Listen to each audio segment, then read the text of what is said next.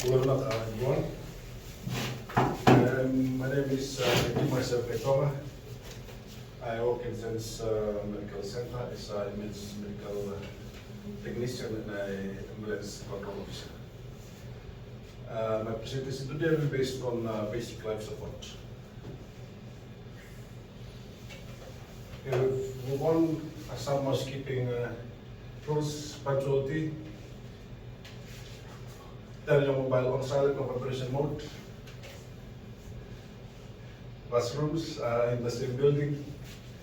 In case of emergencies, assembly area is front of the building. Move in single file in case any emergency. Alert warning. Engage actively in class discussion and respect official data and your fellow audience.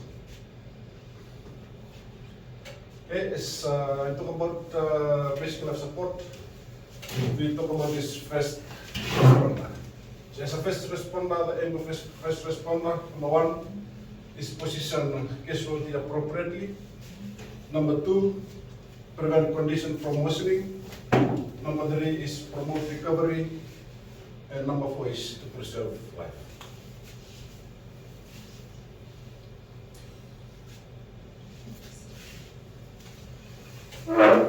The objective at the end of this presentation, you should be able to understand the basic of support, BLS, concept of unconscious patient management, what is primary survey and doctors and DRS, ABC, identify and recognition of CPR. Okay, as breaker, we have a scenario here. You are at home on Saturday doing your house chores when suddenly one of your family members collapses in front of you. What will you do as a first responder? Give 3 minutes. Can you discuss in the ring? 2 groups.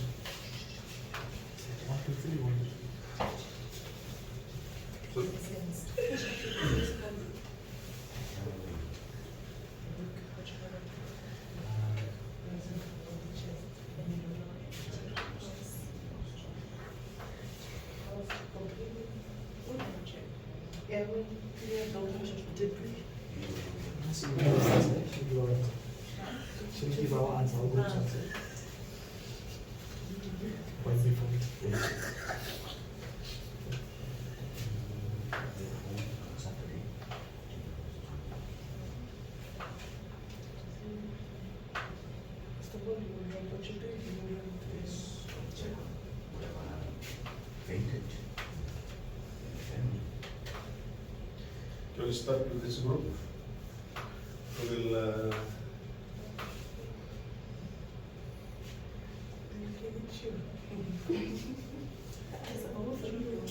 Thank you, Matron. Please answer.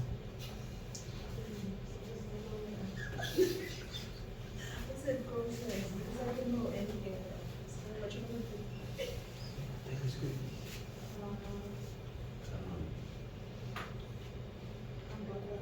First of all, you drop what you're doing and you will have to see who fainted. And then you will check for if the person is responding. The person collapsed in front of you. So like you, okay, so you will check for rise and fall of the chest, to see if they're breathing. And if you're not sure what to do, you call for help. Call Zen 591 They'll coach you what to do. You mostly just call for help first. Yeah, the main thing is call for help because you're at home, you don't have anything at home. Okay, we will move on after this presentation, then we will discuss this scenario. In this presentation, content, we will talk about basic life support, BLS, primary survey, DRS, ABC, CPR, and we'll look at summary. So basic life support. Basic life support is a level of medical care which is used for patients with life-threatening illness until they can be given full medical care by advanced medical care providers. Okay? So it is the first help. As a bystander, as a first responder, you should be able to give some help before the advanced medical care arrives. So talk about once medical care arrives, there's ambulance and there's a doctor and nurse to retrieve the patient. Okay, now we'll move on to primary survey. The primary survey is a quick way to find out how to treat any life-threatening condition a casualty may have in order of priority. We can use TOTS ABC, DRS ABC to do this. Okay, so D is for danger, R response, S self-help, A is airway, B is for breathing, and C for circulation. When we talk about danger, we go back to that scenario. Okay, the patient, one of your relative collapse. The first thing you have to do is to check for danger. Okay, when you talk about danger, clear danger, you clear danger for yourself. Okay, the scene and the bystanders. Any question on danger? Okay, example, if Sarah collapse here, okay, what are the dangers that you are going to encounter? Chair, Table. people. People. So what do you do to Sarah? Look, remove all the table and chair, so you just move Sarah to one. Safe, okay.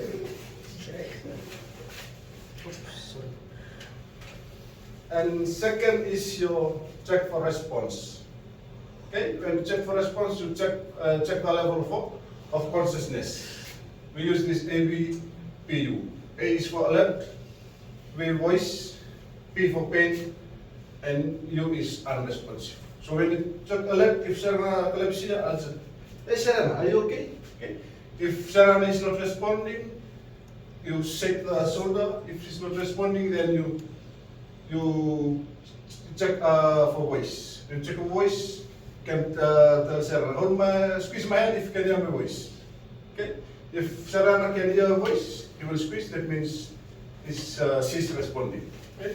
If no, then you do check for pain. Pain stimuli, do a knuckle rub on the chest.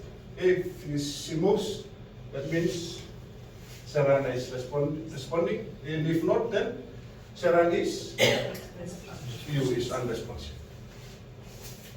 So as soon as you see is unresponsive, check for response, then you send for help. Okay? S. Okay, you send for help. When you send for help, you call. Okay? You call Zen's Medical, it's 5919. Okay? For medical team to come and retrieve the case, or they can coach you on the phone, how to handle the patient. Okay? Self-help, and then you move on to A. A is for your airway. So airway, you assess the airway maneuver. Okay? If there's any obstruction on the mouth, you have to clear out any obstruction in the mouth. Head tilt, chin lift, and jaw thrust. Okay? When you clear out an obstruction on the mouth, you have to use you have to use your finger? No. Make sure you use a pen or something to clear the obstruction in the mouth. Any question on airway? Okay, then we move on to check for breathing. Okay, check for breathing, you look, listen, and feel. Okay, when you look for the rise and fall of the chest. Okay, chest movement. And when you listen to the sound of the patient's breath. Okay, when you feel the warm air from the casualty's mouth. Okay, if you can look for rise and fall, that means the patient is breathing. Okay, if no, then you move on to C.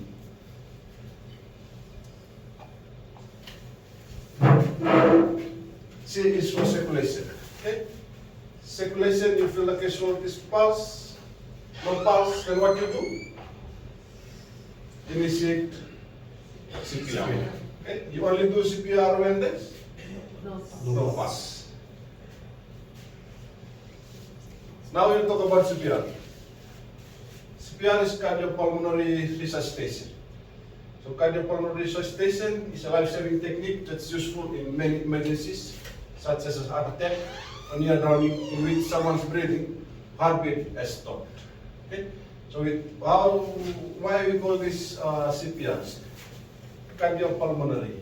When you talk about, you just talk about cardio and pulmonary. What is cardio?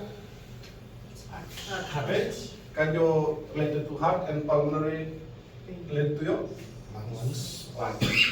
And resuscitation? Resuscitation is a technique that is used to revive something. So that's why we call it a CPR, cardiopulmonary resuscitation. You are trying to revive the heart and the lungs. Okay, so when you do CPR, you have to make sure that correct hand positioning, effective and quality chest compression, depth of 2 inches, 45 centimeters, and you have to allow chest recoil. Okay, when you do CPR, depth of 2. Okay, and when you do chest full recoil, you have to do this. You don't do this and then compress like this. Okay, you have to do full recoil here and release. How many compression you have to do? And the rate? Anyone? 30 compression, 2 breaths. If you just do compression, continuous compression, 100 to 120 per minute. And move on. 100 to 120 compression per minute. Okay? And you do reassess. If there is no breathing, no pulse, then continue your compression. If there is a pulse and breathing, you place recovery position and ready for the heart to arrive. If there is no pulse, continue CPR until the medical team arrives. Okay, this is just a short video. Our heart is an amazing organ.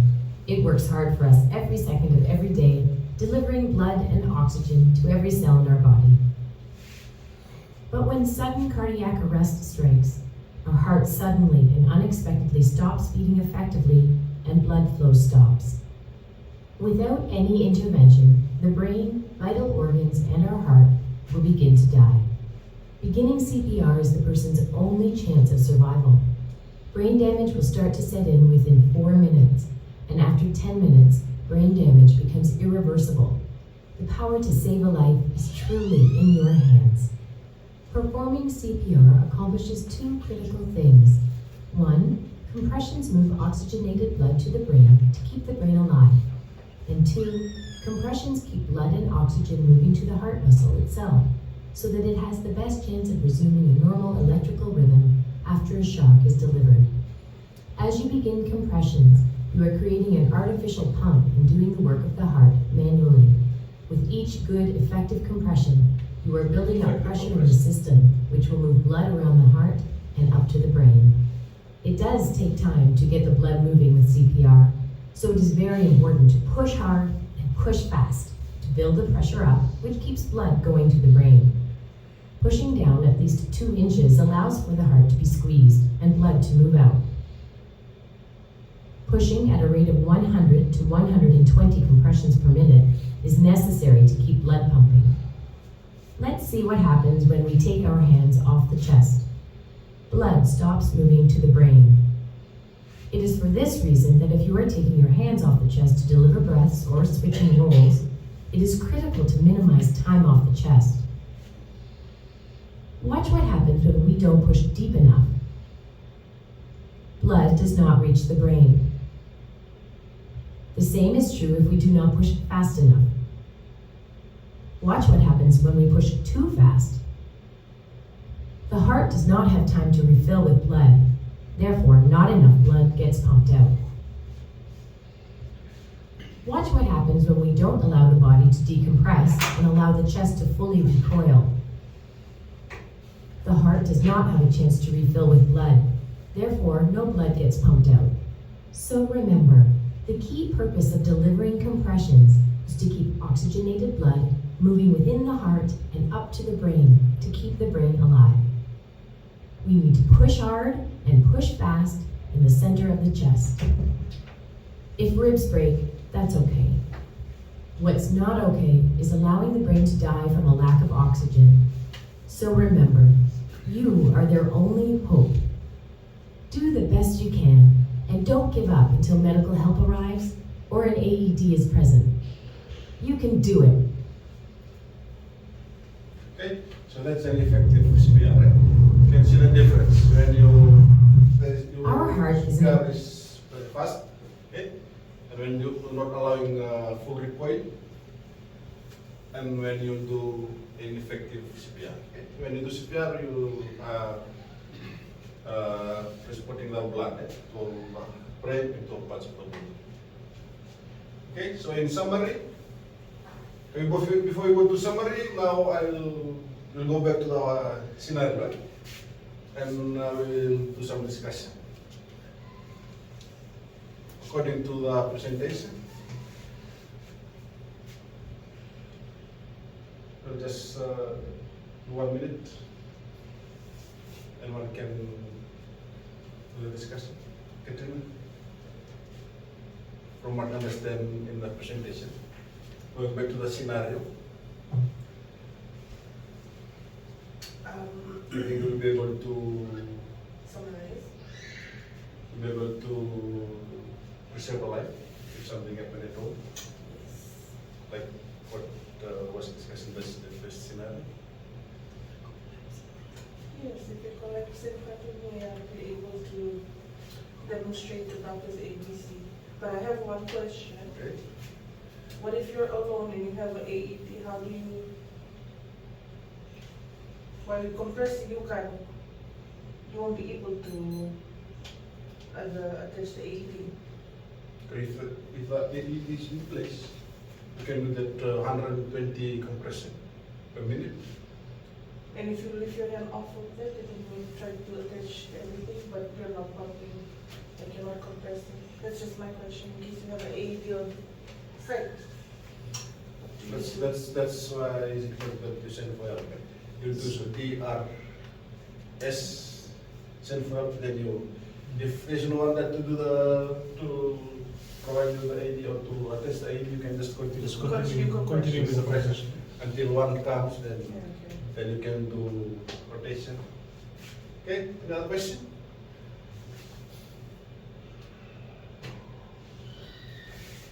So in summary, understand BLS, following primary survey, so your doctor's ABC. So in this presentation, we were just talking about TILS CPR, right? So that AED comes under D, then it will in advance. So help first responders and bystanders to promote recovery and preserve life. Okay, Nakapakalim, I hope you get something today and enjoy this short presentation. Evaluation form will be coming around. Make sure please fill it with your attendance. Naka. Like